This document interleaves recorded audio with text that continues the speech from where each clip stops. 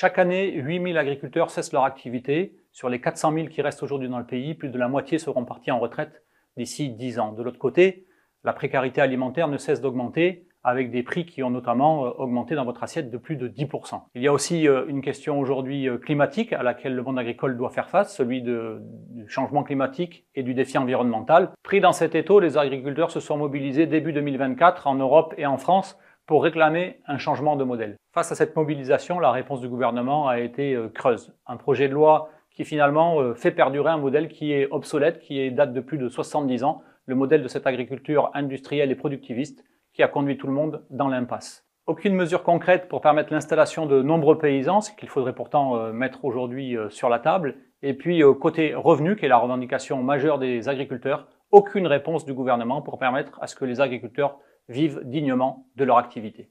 Depuis le début de la mandature, avec le groupe parlementaire de la France Insoumise, nous avons multiplié les auditions.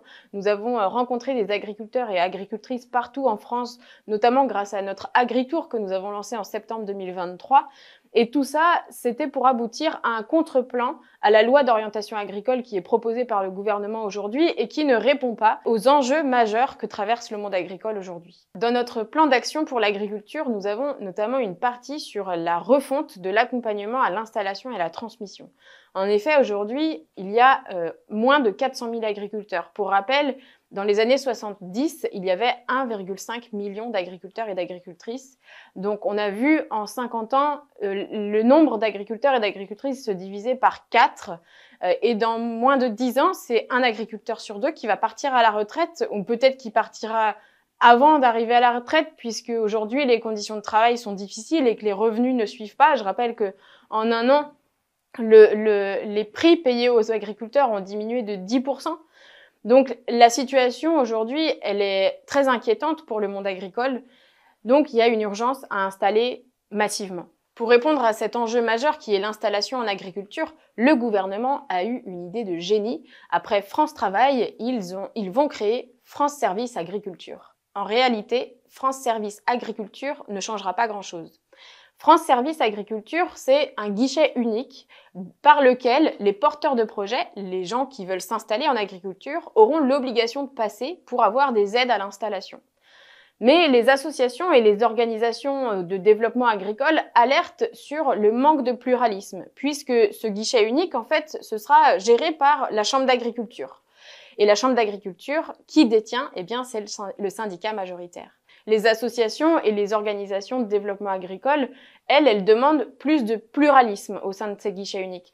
En fait, si on regarde sur les 14 000 installés en France, il y en a 10 000 qui sont accompagnés par toutes ces associations et ces organisations de développement agricole. Le profil des agriculteurs et des agricultrices, il change. Aujourd'hui, il y a 60% des porteurs de projets qui sont non issus du milieu agricole. C'est les NIMA, comme on les appelle. Donc, il faut garantir un accompagnement à l'installation qui réponde à tous les profils des porteurs de projets. Dans le projet de loi du gouvernement, il n'y a aucun objectif chiffré. Nous, ce qu'on propose, c'est d'avoir un objectif d'un départ, une installation, pour maintenir les 400 000 agriculteurs et agricultrices qu'il y a aujourd'hui d'installés.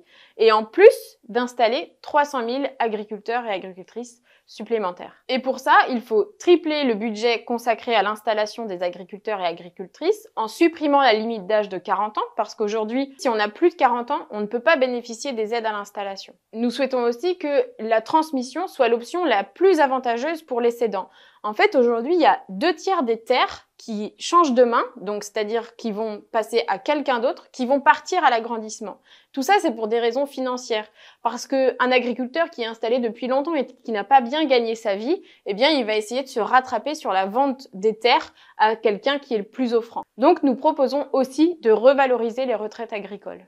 Mais toutes ces propositions, elles ne pourront pas se faire si on ne pose pas la question du revenu en agriculture, avec des prix minimum garantis, si on ne repense pas les conditions de travail. Aujourd'hui, je rappelle que parfois c'est des semaines à 70 heures de travail. Et puis, si on ne pose pas bien la question du foncier, de l'accès au foncier et du partage des terres. Nous restons mobilisés face à ce texte du gouvernement qui est inutile et qui ne répond pas aux enjeux majeurs que traverse le monde agricole. Vous pourrez suivre tous les débats à l'Assemblée nationale sur nos réseaux sociaux. Nous serons toujours du côté des agriculteurs et des agricultrices.